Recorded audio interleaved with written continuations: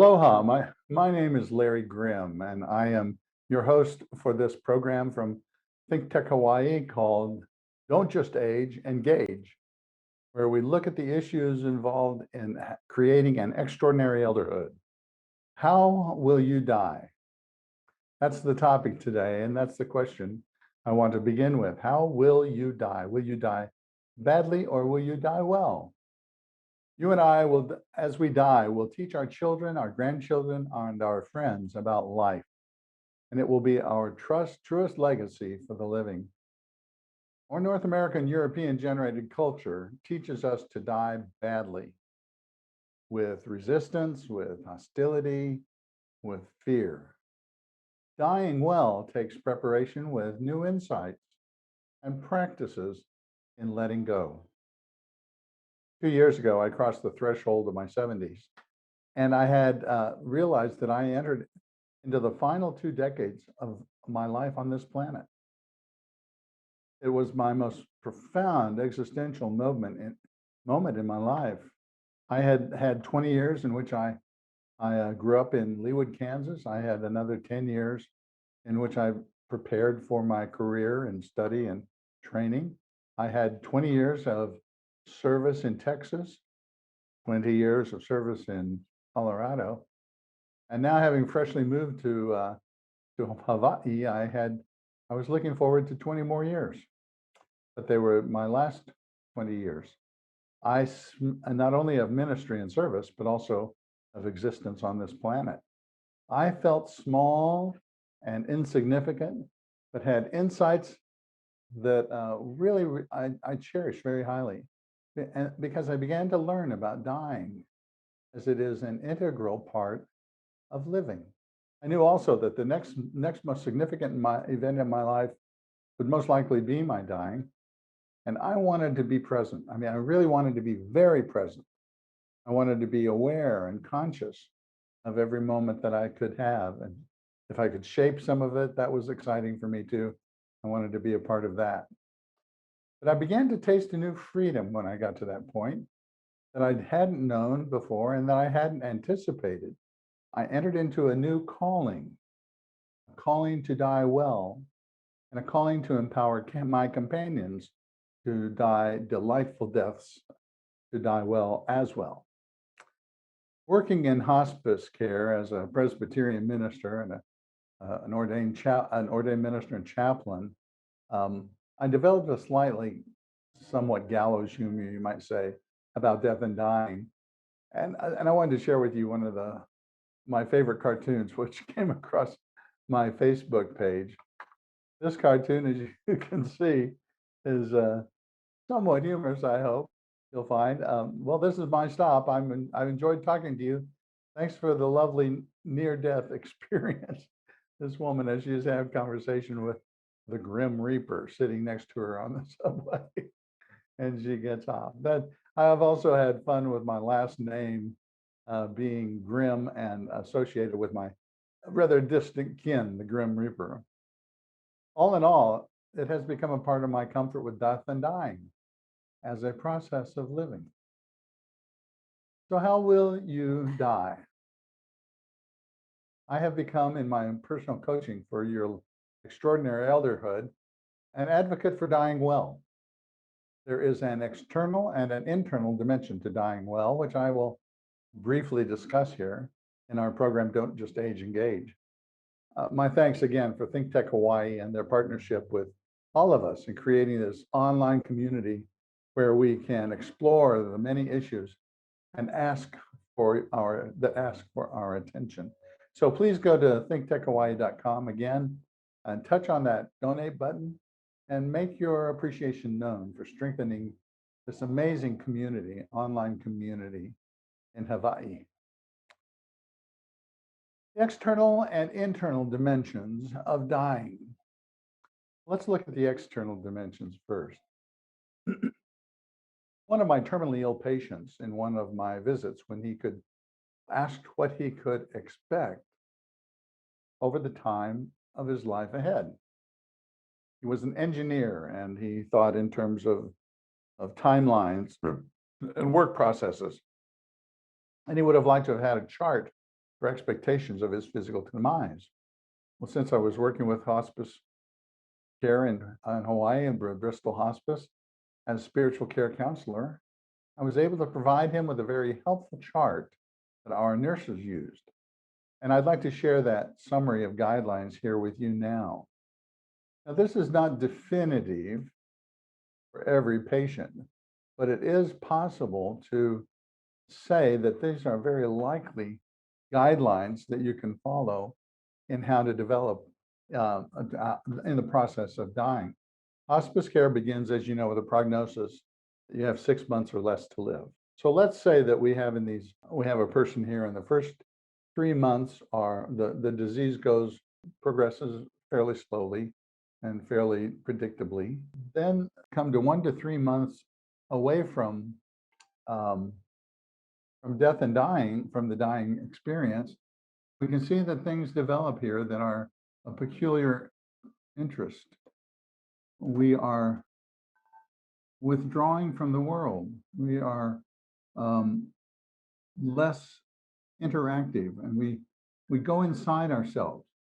When we find ourselves wanting to turn within and not as interested in food intake. You know, food is such an important part of our lives. And when this begins to show, when people begin to say, I just am not interested in food, or they may even spit out food that they don't want to be fed by, family members start to get concerned because that's the sign of life, and it is the social event in which we participate. So we have entered in what we call in hospice care a transition period, 1 to 3 months out from the dying process, from death itself. 1 to 2 weeks out from death, everything becomes more intensified. We may have visions of people that we want to talk with, people who have died before us. We can find that we are begin to have trouble swallowing. We pick at our clothes.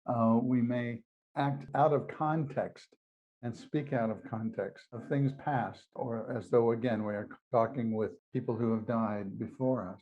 That's all part of that transition period, and it can last, again, those the third month, or the fourth month, and on to the rest of our dying day. And days and hours before our death, we show signs of what we call active dying. There may be a surge of energy, interestingly enough, and that can be difficult for family members because they may think that their loved one's recovering, but there's no recovery coming. It's just a surge of energy. Eyes get glassy.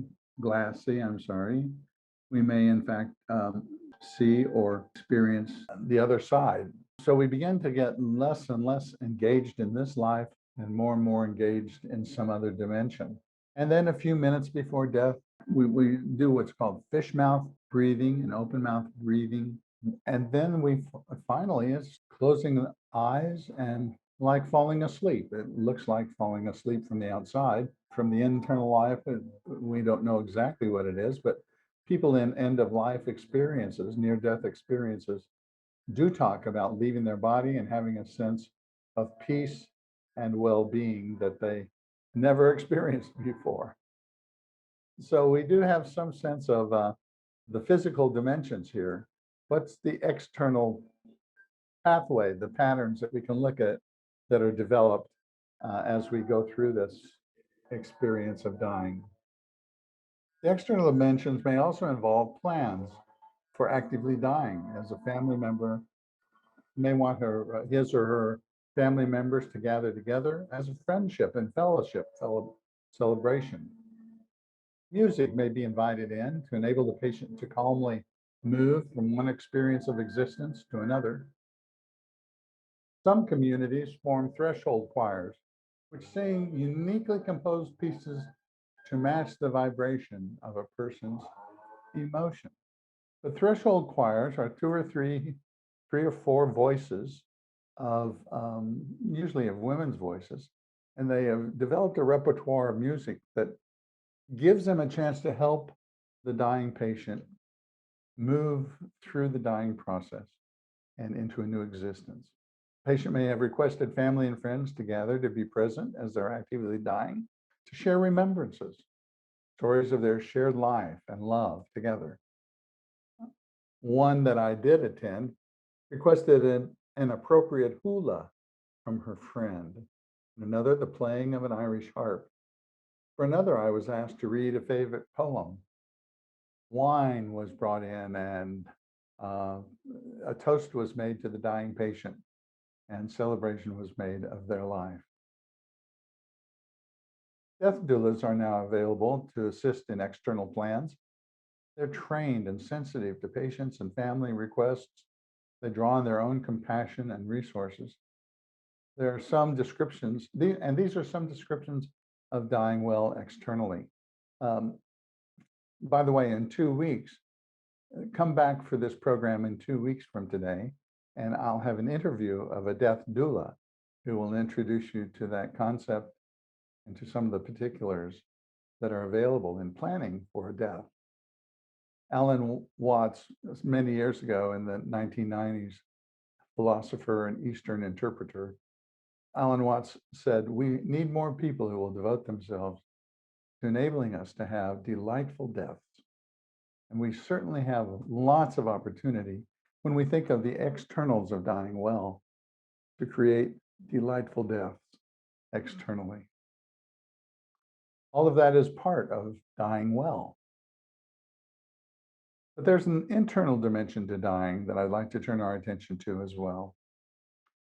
You see, in our culture, we share a perspective on death and dying, which demands of us that we die, well, impoverished, spiritually impoverished.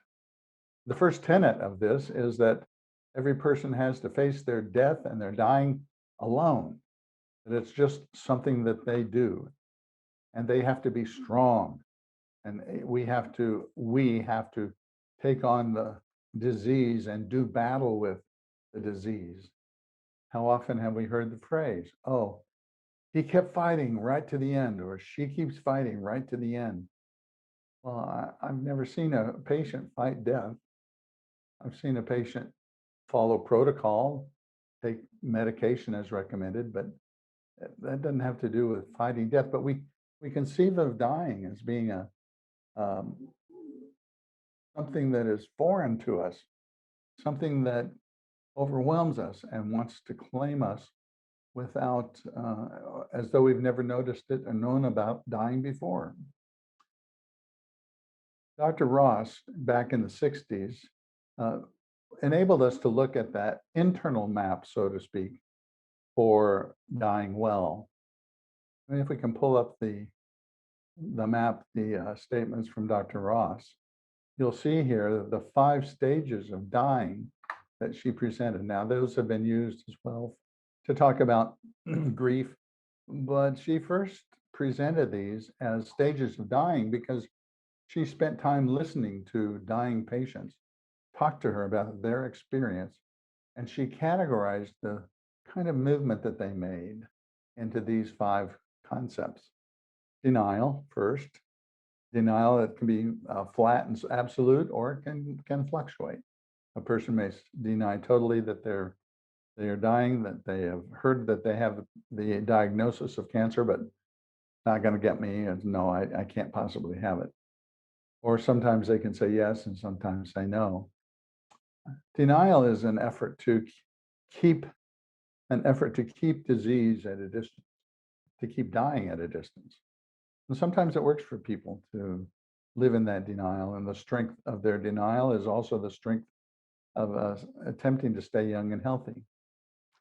But after a while, that denial gives way to anger and resentment. And it can be resentment towards the young and healthy, and even towards family members, and usually often towards the establishment, medical establishment, or the people who are tending to the patient, or anybody that wants to present a companionship. Anger gives way to bargaining. People may want to cut a deal with God to postpone death. I'll do all these good deeds if you just give me another 6 months. Or I got to see my grandchild graduate, and if I can just do that, then I'll go to church. I'll during that time, give me the time to to live and to experience that, and I'll do everything you want with me for you, God. That's bargaining comes in sometimes in innocuous ways, ways that we don't really recognize it. Like, I'll do this if I can just get a little further down the road. That, of course, gives way, because it doesn't always work. It gives way to depression. The depression is the terrible sense of loss. Elizabeth Kubler-Ross also said, when we lose somebody, we lose that one person. The person who's dying is losing everything.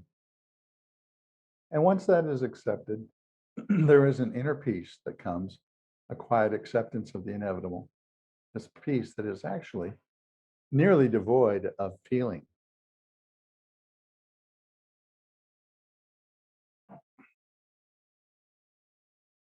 That peace is what I consider to be an important part of dying well. Dr. Ross wrote her first book, The 5 Stages of Dying, in 1960s. She was becoming a physician, and she, in doing so, went into the hospitals in New York City, several hospitals, and none of those hospitals admitted that they had patients that were dying. They said they didn't have any dying patients. And yet, when Dr. Ross walked around and looked at the charts of patients, she recognized patients who were actively dying. So what it was amounting to is that the medical establishment was not willing to admit that their patients were dying. They couldn't, they were lying to the family members, lying to the patients that everything was going to be fine and okay. And it was as though if the medical procedures were followed, their healing mission would be fulfilled, and they wouldn't have to admit defeat. They held out a false hope to its patients in order to maintain their mission to cure. It was a separation from death from life. The dying was something horrible, and dying was something that could not be admitted within even the hospital.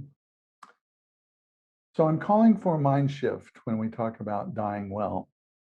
It was a radical suggestion then that the patient might be listened to and supported in his or her active dying process.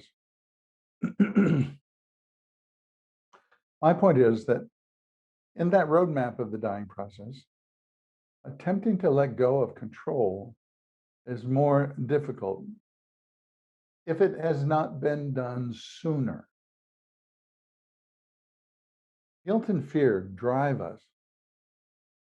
Guilt and fear drive us to grab a hold of the familiar and hold on to it tightly.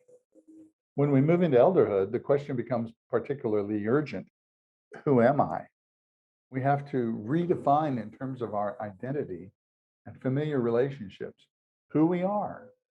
Now, it's very different at this stage than when we've asked it before, because we don't answer it by roles, responsibilities. Nonetheless, important is to identify answers in terms of what we love and cherish. And I say we have to open our clenched fists to let go of the past in order to receive the gift of the present and to be empowered for what is coming. Letting go is the key to getting on. Let me tell you a story about Jan. Jan told me that when she moved to Hawaii 20 years ago from Connecticut, she was born again. She was born again to become the person who she was intended to be. Growing up in Connecticut, she lived on a tobacco farm, and she always felt as though, well, she was out of place. While her friends would play in the barns, she would practice her piano. She grew up appreciating the finer things of life, for which she longed in her own life. Farming was her context. She sought something new, and Hawaii offered that something new. Here she lived in her music. Here she dressed in her elegance. Here she cooked wrote a book. Here, she volunteered for charities. Here, her husband adored her and supported her in her new life. Cancer took her left side, and she was unable to do what she loved anymore. She could not play the piano. She could not write. She could not cook. When I first visited her, she looked down at her paralyzed left arm and said, this is not me. She welcomed death coming, for she knew it would relieve her of the sadness of having lost all that she cherished. She saw death as a friend, as a natural outcome of her disease, and a welcome relief to her already broken heart. Dr. Ross again.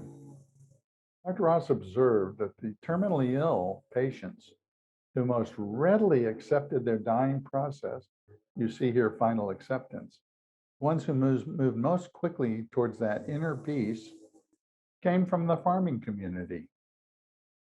Death was a part of living on the farm, and they perhaps saw their own death with those eyes of nature. Death, I maintain, with you today is essential to life. Consider nature. A dead tree limb becomes a fertile bed of edible mushrooms. And it's death and dead plants and animals fertilize flower beds and vegetable gardens. Why do we not deny the important role death plays in our own natural cycle of life? Why do we make it into some kind of failure? I knew a yoga teacher who died in her 50s of cancer, and some of her students were really angry with her that she had gotten sick.